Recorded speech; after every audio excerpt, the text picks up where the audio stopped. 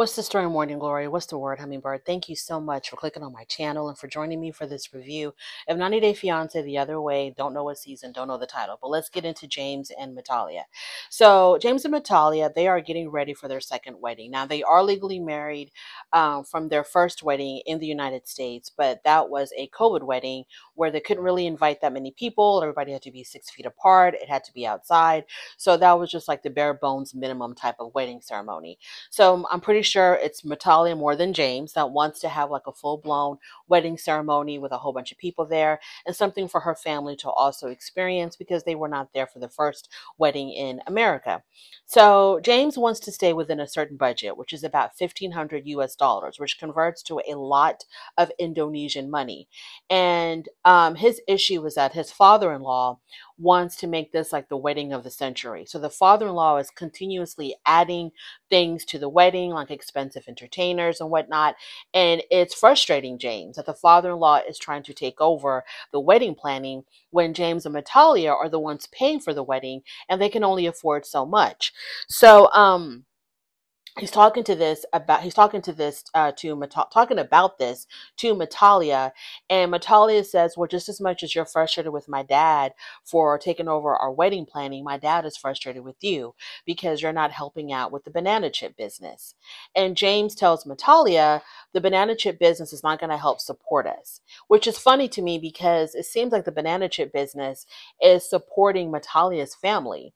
Her parents live in a pretty decent home and they've been doing this, I'm assuming, for years. So I'm not understanding why James is constantly complaining about the banana chip business when it seems like Natalia's family is surviving on the banana chip business. So I don't understand what's going on there. Maybe he's referring to after, when it's all said and done, when it comes to his cut or his portion of the profit, it won't be enough to support him and Matalia. And Matalia tells him that it's sort of rude and disrespectful that James and her are not helping with the business because every time the children come to the home, they help out with the banana chip business. But James and Matalia are not because James thinks it's a waste of time to help with the banana chip business. So she feels kind of bad. She feels like they're just disrespecting her parents, that they're not doing nothing while they're living in her parents' home. And she feels some kind of way about that. Then James also tells her another reason why I don't want to do the banana chip business is because of the language barrier. I'm afraid that I'm going to be slowing them down. I'm going to be messing up the process because I don't speak Indonesian. And Matalia tells them, learn, figure it out. She says that when she went to the United States, she had to figure it out. She had to teach herself English. So why doesn't he do the same? And he told her that it wasn't fair for her to say that to him because for whatever reason, in his mind, this is different. Let me tell you why this is different. This is different for James because he has no intention of staying in Indonesia. So there's no need for him to invest in learning a whole nother language. Whereas with Matalia, when she came to the United States, the intention was to stay here. So yes, she was motivated to learn the language. James has zero intention of staying in Indonesia. So why does he have to waste his time learning the language? So moving on from there, when the next time that we see them, they're making jewelry because that's another one of their businesses is to make homemade jewelry. But that's not going well because the local stores are not buying their jewelry and they're selling online, but it's expensive to ship to the United States because I think the majority of their buyers online are buyers from the United States. So that's not working well for them either. So James is like, you know what? This is just not working out. We're really cutting into our savings. Our savings are dwindling down. So I think it's time for us to consider going back to the U.S. Natalia does not want to move back to the U.S. She said that her health was deteriorating while she was living here. She doesn't want to be away from her family. So she has no incentive to go to the U.S. And she tells James, well, why don't you go and I stay here? And James is like, no, we're a team. We're a married couple. We have to stay together. And um I don't know what they're gonna do. I don't know what they're gonna do. It's funny to me that on this particular franchise, 90 Day Fiance The Other Way, very few of the couples end up living in the other country. Um, very few. I know that the couple that comes to mind right off the bat is Jenny and what was his name? I can't remember the name. They were living in India, and I think up until now they are still living in India. They made it work in a whole nother country. Jenny and I can't think of his name. He was much younger than her, Indian guy who catfished her when they first met. I can't remember his name. So they're still living in India, I believe. But very few couples on the other way actually end up staying in the other country. I think this is just a franchise, that they're doing just for ratings.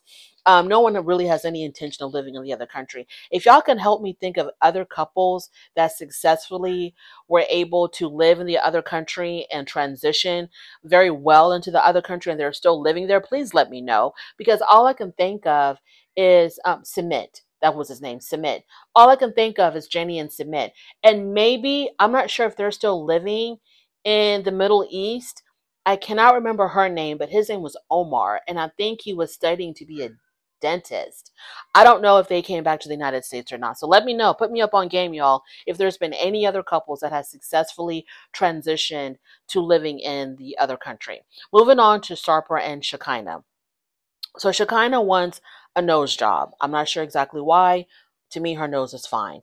She's had 2 nose jobs previously, 10 years apart. She's still not happy with the results, so she's going to have another nose job. So her and Sarper go for a consultation with the doctor. The doctor, of course, is going to highly encourage her to get the nose job. And he was really playing into Shekinah's vanity, talking about how she would look so much younger with the new nose, and she really needs to get it done because her current nose has this problem or that problem. So she would really benefit by getting the nose job. And so obviously, he wants to make money, so he's going to highly encourage her to get it done. Now, Sarper is acting like he's really nervous, really anxious, really worried about her. She kind of is cool with this. She's like, you know what? I want to do this. I don't feel any kind of way. I don't feel nervous. I don't feel apprehensive because she's a pro. So she kind of has a lot of work done, more than just a nose job. So she's a pro when it comes to plastic surgery. So she ain't tripping at all. Now, Sarper did say that he doesn't want her to look factory made. He doesn't want her to look like all the other people that end up getting a lot of plastic surgery. And I'm like, Sarper, where have you been? She's already there. I mean, she's like the prototype of the factory made woman. She has all of the telltale signs of someone who's had a lot of plastic surgery. The fillers in her cheeks, the lips being, ballooned out, the lipo, all of that. She's like the complete prototype of the factory made woman. So, this the day of the surgery, and Sarper's really nervous. And before she goes into surgery, they tell her all the do's and don'ts of her aftercare, her post-surgery care. They tell her not to wash above her neck. She can't brush her teeth for a week, and no intimacy for a month. And so that completely freaked them out, right? Because they go like bunny rabbits, these two. That completely freaked them out. And Shekinah says, well, what if he does all the work and I just lay there? And I think the lady was like, yeah, that'd be fine. But just don't overexert yourself and raise your blood pressure, because I guess you can pop something in your nose. I don't know if it's blood vessels or stitches or what. So she goes in, she gets her surgery. She's on her way to get her surgery. Now, I'm pretty sure that the nose that she has in her confessional is her post-surgery nose. And I never noticed it before. So I decided to really pay attention this time. That nose is sharp. It looks like it could cut glass. That nose is very, very sharp, very pointy.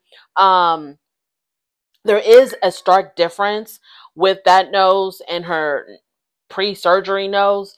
There is a difference, a big difference. I mean, her post-surgery nose was like very narrow, very sharp. I didn't notice it. I've never noticed Shekinah's nose. I've never noticed it before or after. I've never noticed it. To me, her nose looked fine. But yeah, she's, on her way to have her 3rd nose job, and hopefully the last. They say that plastic surgery can be very, very addictive, and that's why people start looking the same. They start looking very artificial, very, very plasticky. And I hope this is the last thing that Shekinah does, because she is on her way to looking like that. Moving on to Joanne and Sean. So they are, they're within their last days of Ireland, of being in Ireland. Now, Joey, Joanne's oldest son, he's over Ireland. He's ready to go back home. And he is very much still trying to process the fact that his mom has hidden from him that she has been married to Sean for 2 years. He's still trying to like understand like what's going on with all of that. So he asks his mom as he's packing, he's asking his mother, so if anything happens to, I think her youngest son is Jesse, if anything happens to Jesse at school, what am I supposed to do? Because dad lives 45 minutes away. You're going to be in Ireland. So what am I supposed to do? And Joanne is like, just whatever. If I have to hop on a plane and come back to the United States because there's like some type of an emergency or whatever, I'll do it. Okay, girl, you're talking about Ireland. Okay, you're not like a couple of states over where it's like a 30-minute or a 2-hour flight. You're talking about Ireland. No, ma'am.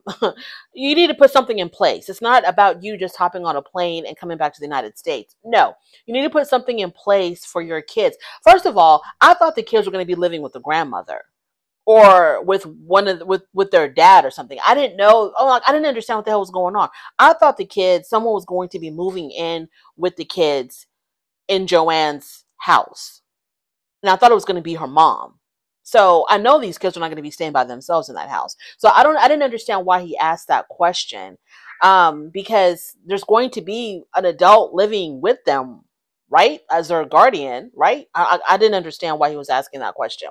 So the boys are on their way back home, and Sean thinks that him and Joanne are not going to last because it seems like her kids are not that thrilled about this whole situation.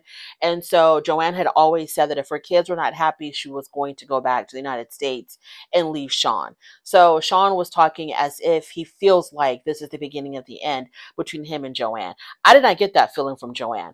From Joanne, I got the feeling that she was still going to stay in Ireland and do her, her back and forth between New York and Ireland. So I didn't get the impression that she had any intentions of leaving Sean, but Sean says he sees the writing on the wall and he thinks that, she might break up with him because her kids are kind of like struggling with this. Moving on to Josh and Lily. Oh, that's another thing. I gotta stay on theme. Like I said, 90 Day Fiancé the other way. Not too many of them stay in the other country. We've already talked about James and Natalia.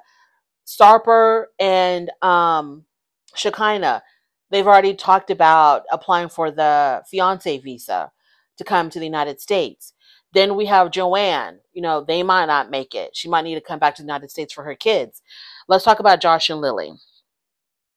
So they finally arrived at the night market with Josh's brother. So they get food, they sit down, they're talking, and both of them feel like Josh's brother is like a good mediator for their issues or marital problems.